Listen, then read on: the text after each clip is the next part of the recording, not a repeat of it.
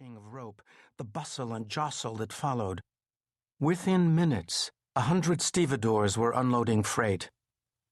Brill, yelling at me to follow, shouldered through to the gangway. His entreaties to board were rebuffed. No one was being let on or off the ship. It was another hour before Brill yanked at my sleeve and pointed to 2 passengers descending the bridge. The first of the 2 was a distinguished, immaculately groomed, gray-haired and gray-bearded gentleman whom I knew at once to be the Viennese psychiatrist, Dr. Sigmund Freud. At the beginning of the 20th century, an architectural paroxysm shook New York City. Gigantic towers called skyscrapers soared up one after the other, higher than anything built by the hand of man before. The masculinity of it all was undeniable. On the ground, the implacable Manhattan grid, with its 200 numbered east-west streets and 12 north-south avenues, gave the city a stamp of abstract rectilinear order. Above this, in the immensity of the towering structures, with their peacock-like embellishments, it was all ambition, speculation, competition, domination, even lust for height, size, and always money. The Balmoral, on the boulevard, New Yorkers at the time referred to Broadway from 59th to 155th Street as the boulevard, was one of the grand new edifices.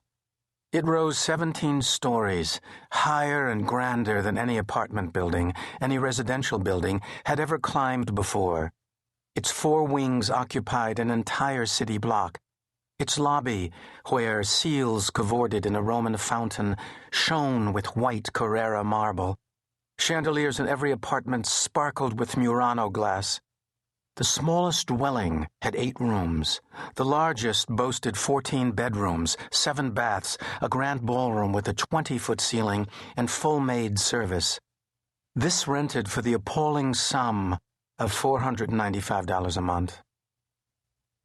The owner of the Balmoral, Mr. George Banwell, enjoyed the enviable position of being unable to lose money on it.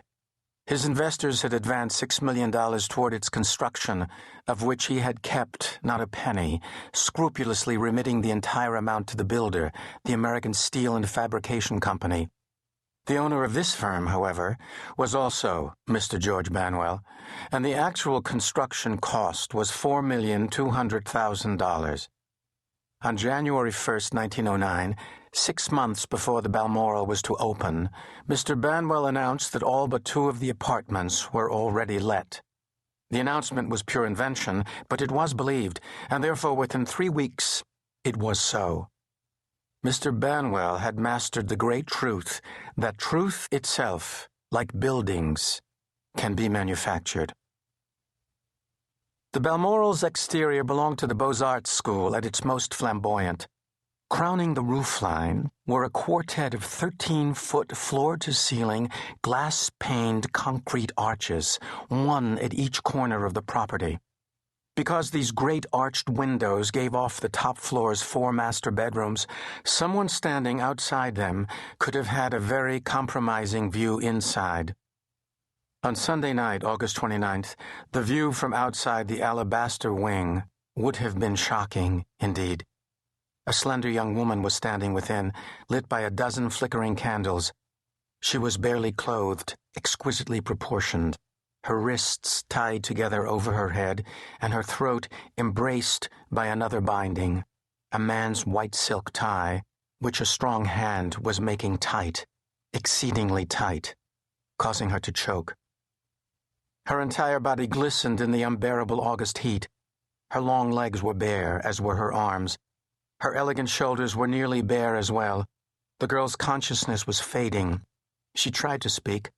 There was a question she had to ask. It was there. It was gone. Then she had it again. "My name," she whispered. "What is my name?" Dr. Freud, I was relieved to see, did not look like a madman at all.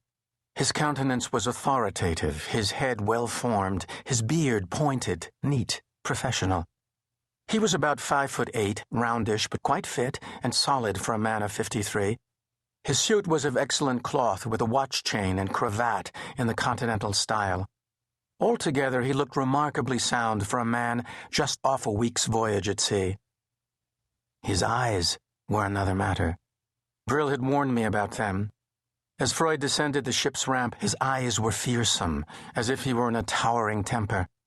Perhaps the calumny he had long endured in Europe had worked a permanent scowl into his brow, or perhaps he was unhappy to be in America. 6 months ago, when President Hall of Clark University, my employer, first invited Freud to the United States, he turned us down. We were not sure why. Hall persisted, explaining that Clark wished to confer on Freud the university's highest academic honor, to make him the centerpiece of our 20th anniversary celebrations, and to have him deliver a series of lectures on psychoanalysis, the first ever to be given in America. In the end, Freud accepted.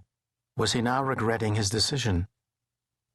All these speculations, I soon saw, were unfounded. As he stepped off the gangway, Freud lit a cigar, his first act on American soil, and the moment he did so, the scowl vanished, a smile came to his face, and all the seeming choler drained away. He inhaled deeply and looked about him, taking in the harbor's size and chaos with what looked like amusement. Brill greeted Freud warmly. They knew each other from Europe. Brill had even been to Freud's home in Vienna. "Allow me," Brill said to Freud, "to present Dr. Stratham Younger, a recent graduate of Harvard University now teaching at Clark, and sent down by Hall specially to take care of you during your week in New York. Younger is, without question, the most talented American psychoanalyst. Of course, he is also the only American psychoanalyst." "What?" said Freud to Brill. "You don't call yourself an analyst, Abraham." "I don't call myself American," Brill replied. "I am one of Mr. Roosevelt's hyphenated Americans, for which, as he says, there is no room in this country." Freud addressed me. "I am always delighted," he said in excellent English, "to meet a new member of our little movement, but especially here in America, for which I have such hopes." He begged me to thank President Hall for the honor Clark had bestowed on him. "The honor is ours, sir," I replied, "but I am afraid I hardly qualify as a psychoanalyst." "Don't be a fool," said Brill. "Of course you do." He then introduced me to Freud's traveling companion. "Younger, meet the eminent Sandor Ferenczi of Budapest, whose name is synonymous throughout Europe with mental disorder." "Most happy," said Ferenczi in a strong Hungarian accent. "Most happy. But please to ignore Brill. Everyone does, I assure you." Ferenczi was an affable, sandy-haired fellow in his late 30s, brightly attired in a white suit. You could see that he and Brill were genuine friends. Physically, they made a nice contrast. Abraham Brill was among the shortest men I knew, with close-set eyes and a wide, flat-topped head.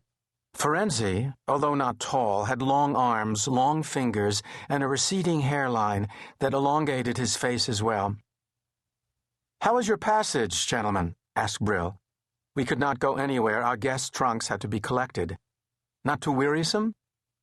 "Capital," said Freud. "You won't believe it. I found a steward reading my Psychopathology of Everyday Life."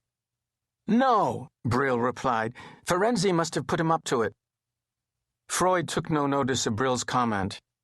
"It may have been the most gratifying moment of my professional life, which does not perhaps reflect too well on my professional life. Recognition is coming to us, my friends. Recognition, slowly but surely." "Did the crossing take long, sir?" I inquired idiotically. "A week," Freud answered. "And we spent it in the most productive way possible. We analyzed each other's dreams." "Good God," said Brill. "I wish I had been there. What were the results, in the name of heaven?" "Well, you know," Ferenczi returned, "analysis is rather like being undressed in public. After you overcome initial humiliation, it's quite refreshing." "That's what I tell all my patients," said Brill, "especially the women." "But it is not quite accurate," Ferenczi replied, "to say we analyzed each other. Freud rather analyzed me." "What?" Brill exclaimed. "You mean you didn't dare to analyze the master?" "Yes, yes," said Freud, with a knowing smile. "But you all you'll analyze me to death as soon as my back is turned, don't you?